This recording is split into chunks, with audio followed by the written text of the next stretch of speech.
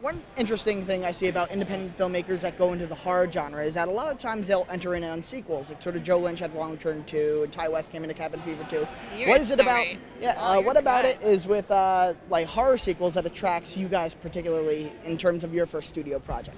It's so funny because our first movie was called Dead Hooker in a Trunk, and we thought it was a road trip movie, but they said it was a horror. Then we did American Mary, which I thought was a romantic comedy, and they also said it was a horror.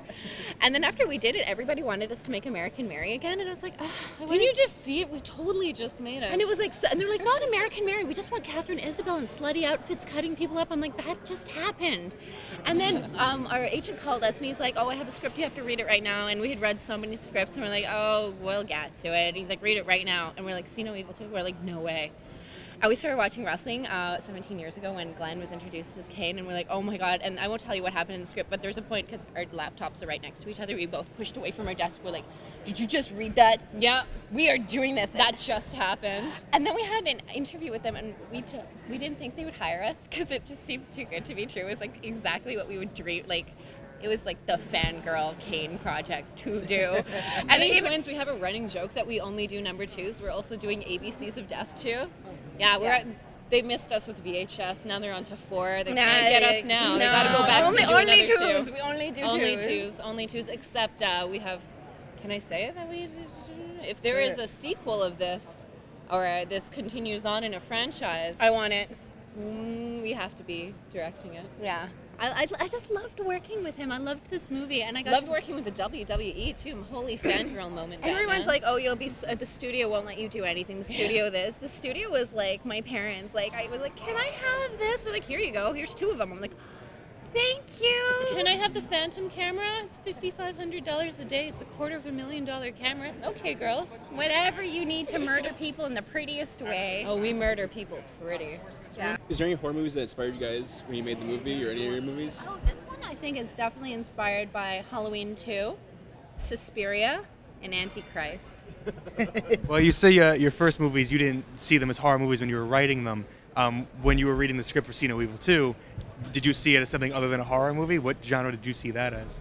I thought it was an interesting character piece, because when you do a slasher, you need a high body count, so you got a lot of people in there, right? And it was...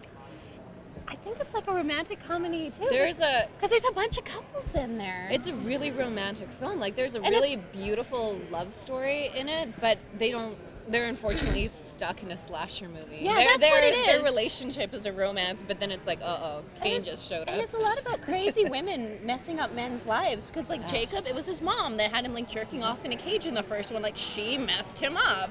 Women are crazy. You guys know. It's okay to laugh. I won't slash you. We're not in reach distance anymore. I can get him. This is a very bloody and violent movie, but you're not going to have to turn away from it. Even the blood looks beautiful. It's all about how you light and shoot it. Although we did shoot it to upset my mom most of it. I was like, because I don't have feelings, so it's like, does this upset my mom? Good. I will say there is a lot more suffering in this movie than you would expect in a regular film. Kind of like the Saw films, you don't really get to connect with a lot of the characters, and then they die. You are going to love everybody, and then we're going to horribly murder them and tear out your heart. And it's our first scary movie, so we're really... Yeah, this one's real scary. It's all spooky. We're like it's spooky. We have a great blooper reel. Yeah. Our cast was really funny when they weren't murdering or being murdered. Yeah. Now, what do you guys watch for horror movies? Like what kind of horror movies do you guys watch? We watch everything, from the stuff we're sent to whatever is in the theaters to things that we know are big steaming piles of crap. Just so, because when you watch a bad movie, it's like, well, why is it a bad movie? I really love Asian horror, but the movie I'm really excited to see right now is Zach Lepowski's Leprechaun Origins, because he shot before me and I inherited a lot of his crew, and he set the bar way too high, so the whole time I was like, damn it! Thank you, everyone.